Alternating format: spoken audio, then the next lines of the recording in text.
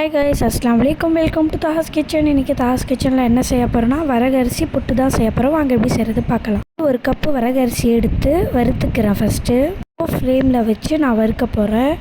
இது வறுத்து லைட்டாக ஸ்மெல் வரும். ஸோ அந்த ஸ்மெல் ரா ஸ்மெல்லாம் போன பிறகு லைட்டாக ஒரு ஸ்மெல் வரும். ஸோ அதுக்கப்புறமா நம்ம எடுத்துக்கலாம்.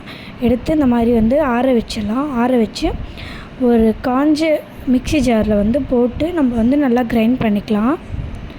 இந்த மாதிரி நல்லா கிரைண்ட் பண்ண உடனே பவுடர் மாதிரி இருக்கும். ரொம்ப பவுடராக கூட இருக்கக்கூடாது, ரொம்ப குறன்னு இருக்கக்கூடாது, ஒரு மீடியமாக இருக்கணும். ஸோ இந்த மாதிரி இருந்த உடனே ஒரு பாத்திரத்தில் மாற்றிக்கலாம்.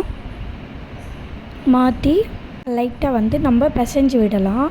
இந்த மாதிரி பிசைஞ்சு உதிரியாக விட்ட உடனே அதுக்கப்புறமா லைட்டாக சால்ட்டு, அதுக்கப்புறமா தண்ணி நம்ம போட்டு நல்லா இந்த உருண்டை இல்லாமல் இந்த கட்டி மாதிரி தட்டாமல் நம்ம மிக்ஸ் பண்ணிக்கலாம். இந்த மாதிரி எடுத்த உடனே பொறியாக வரணும். ஸோ அந்த மாதிரி வந்த உடனே இந்த மாதிரி உருண்டை பிடிச்சா உருண்டை ஆகணும். பட் நம்ம உடைச்சா அது சாஃப்டாக விடணும். ஸோ அந்த மாதிரி இருக்கும்போது நம்ம இந்த மாதிரி செஞ்சு வச்சிடலாம். பக்கத்தில் நான் தேங்காய் துருவி வச்சுருக்கேன். அதுக்கப்புறமா குழா புட்டு செய்கிறதுக்காக அந்த குழா எடுத்திருக்கேன். இதில் அந்த ஜல்லடியை போட்டுடலாம். அதுக்கப்புறமா இந்த நம்ம செஞ்சு வச்சுருக்கோம் இல்லையா, இந்த மாவு பிசைஞ்சு வச்சுருக்கோம் இல்லையா, இதை நம்ம இதில் போட்டுடலாம். லேயராக நம்ம ஃபிக்ஸ் பண்ணிட்டு வந்துடலாம்.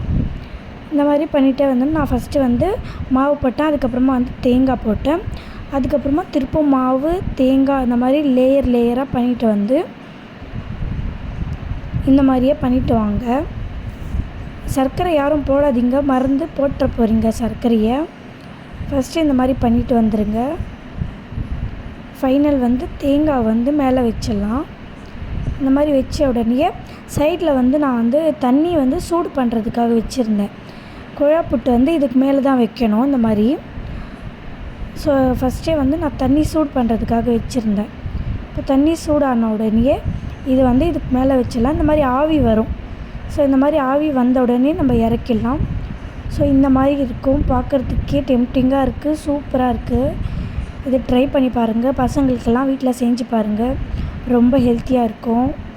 முடிஞ்சதுங்க. தாஹாஸ் கிச்சனுக்கு லைக் பண்ணுங்கள், கமெண்ட் பண்ணுங்கள், ஷேர் பண்ணுங்கள், சப்ஸ்கிரைப் பண்ணுங்கள்.